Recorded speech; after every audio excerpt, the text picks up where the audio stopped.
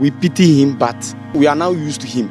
Those outside may see it to be sad because we are with him in the house. So we feel it's normal now for us. Those are the words of Sakibu Shaibu, an uncle of Wahab Kadir, a physically challenged boy. He aspires to be a footballer. He had already started doing his chores when I visited him at Pandai Zongo on a Saturday morning.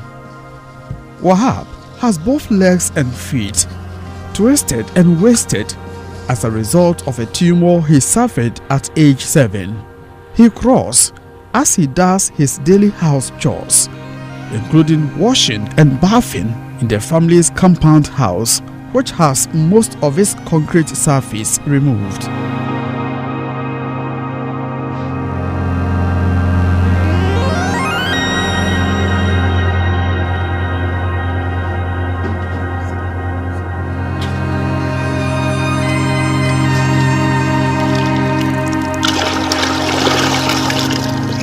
Wahab is used to using his mouth to carry a bucket full of water he draws from a hand-dug borehole in the house.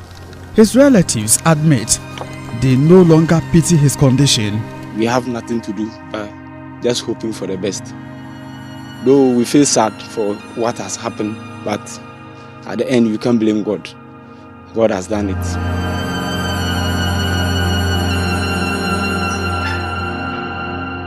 Wahab was not born with a disability.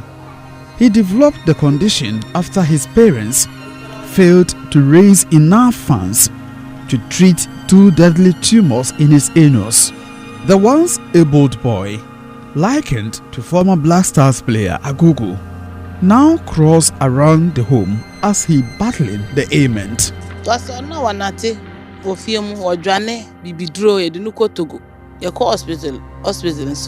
And me affecting no you baby our toilet or honor the area no and so ya chin and that could no afiti no was sorry no want me in cry one night.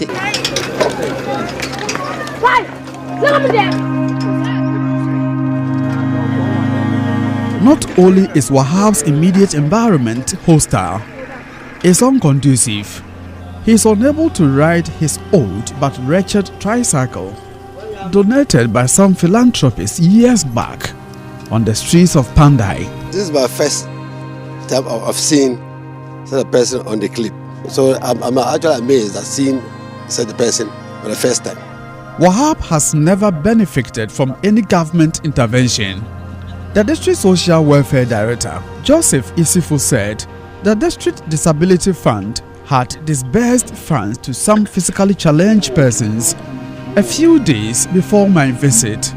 According to him, Wahab could benefit from the Disability Fund and the Livelihood Empowerment Program if he is recommended by the Assemblyman.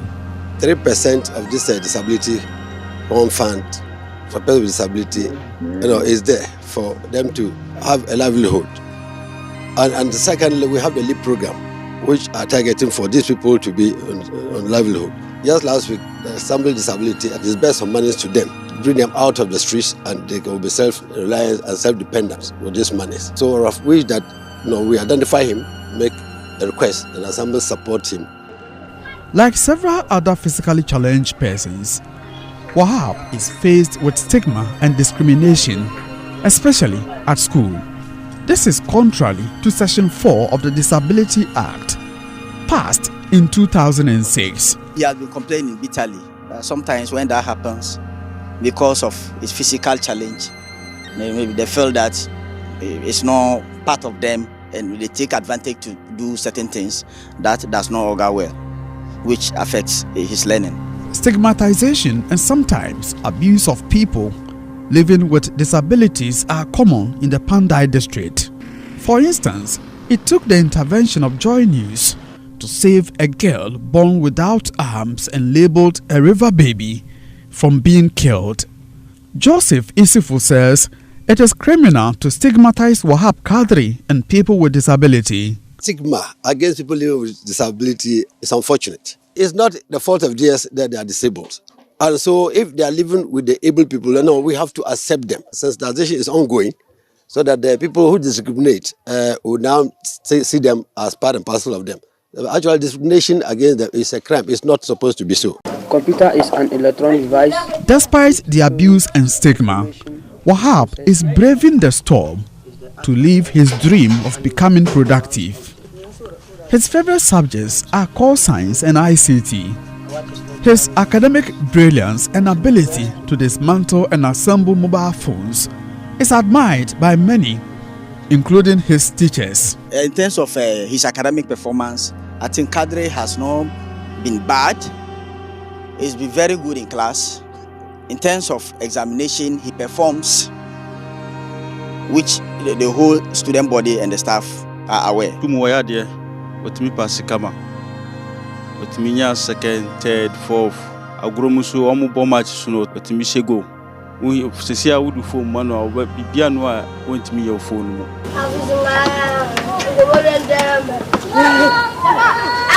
Despite lacking any source of help, Wahab is optimistic he will succeed in becoming the best footballer.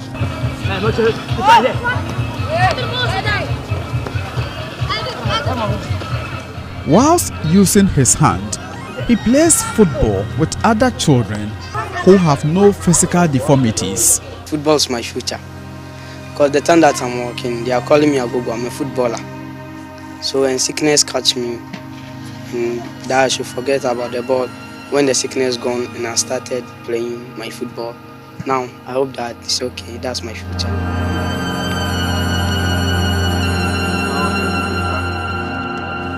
Boss in the place no bono won say we yare for kura ha we yere no so no kasa e wona kuma mo say won bobo no bi nti ama tembia no wo mo wo match sha yeko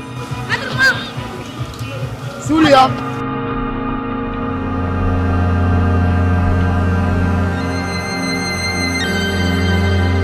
Source of Hope, a non-governmental organization working to provide hope to people in the Pandai district, has adopted Wahab.